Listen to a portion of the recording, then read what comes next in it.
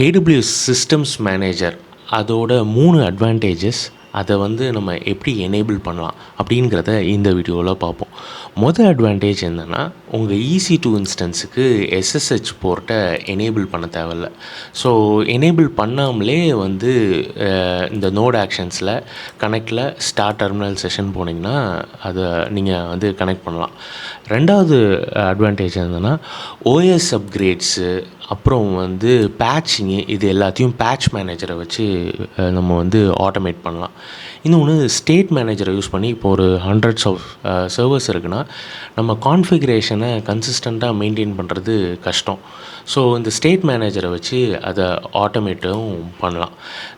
இப்போது வந்து இந்த SSMல நம்ம EC2 இன்ஸ்டன்ஸை அப்பியர் ஆகிறதுக்கு என்ன பண்ணணும் அப்படின்னு பார்த்தீங்கன்னா, நம்ம EC2 இன்ஸ்டன்ஸ் டேஷ்போர்டில் போய் அந்த இன்ஸ்டன்ஸை செலக்ட் பண்ணிவிட்டு ஆக்ஷன்ஸில் செக்யூரிட்டிக்கு கீழே மாடிஃபை AM ரோலுன்னு இருக்கும். ஸோ இந்த மாடிஃபை AM ரோலில் போய் நம்ம SSM ரோலை வந்து ஆட் பண்ணிட்டாலே நம்ம சிஸ்டம்ஸ் மேனேஜரில் அப்பியர் ஆகும். ஸோ இதில் வந்து நீங்கள் பண்ணுற ஆக்ஷன்ஸ் எல்லாமே வந்து லாக் ஆகிறதுனால வந்து இதில் இன்புட் பண்ணுற கமாண்டு, யார் லாக் பண்ணுறா, லாக் அவுட் பண்ணுறா, எல்லா லாக்ஸும் இது மெயின்டைன் ஆகும்.